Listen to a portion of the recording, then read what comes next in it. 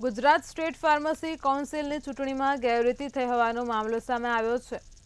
હિતરક્ષક સમિતિના સભ્યોએ આક્ષેપ કર્યા છે। ચૂંટણીમાં જીતેલા ઉમેદવારોની નિમણૂક ગેરકાયદેસર રીતે કરવામાં આવી છે। તો ફાર્મસી કાઉન્સિલ ચૂંટણીમાં એક્સ્ટ્રા ઓર્ડિનરી ગેજેટ્સના હોવા છતાં રજિસ્ટર અને ઉમેદવારોની મિલીભગતથી આ ચૂંટણી યોજવામાં આવી હતી। હિતરક્ષક સમિતિએ માંગ કરી કે જ્યાં સુધી કોર્ટનો ચુકાદો ન આવે ત્યાં સુધી જીતેલા સભ્યોની નિયુક્તિ અટકાવી દેવી જોઈએ।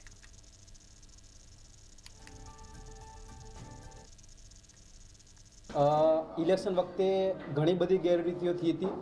એ જે ગેરરીતિઓ અમે લોકોએ હેલ્થ સેક્રેટરીમાં તેમજ ગુજરાત સ્ટેટ ફાર્મસી કાઉન્સિલના રજિસ્ટ્રારશ્રીને અને તેમજ એના પછી અમે લોકો હાઈકોર્ટની અંદર પિટિશન બી અમે દાખલ કરી છે।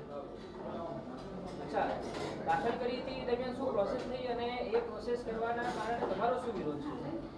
એ પ્રોસેસ કર્યા પછી હજુ સુધી હાઈકોર્ટમાંથી કોઈ નિર્ણય આવ્યો નથી।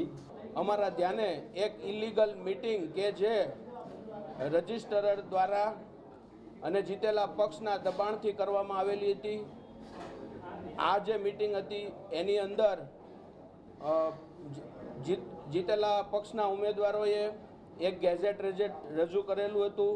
જે ગેજેટ એક્સ્ટ્રા ઓર્ડિનરી ગેજેટ કોર્ટે આપેલું નથી એવું અમને જાણમાં આવેલું છે। તો એ અંતર્ગત આ જે મીટિંગ છે એ તદ્દન ઇલીગલ છે।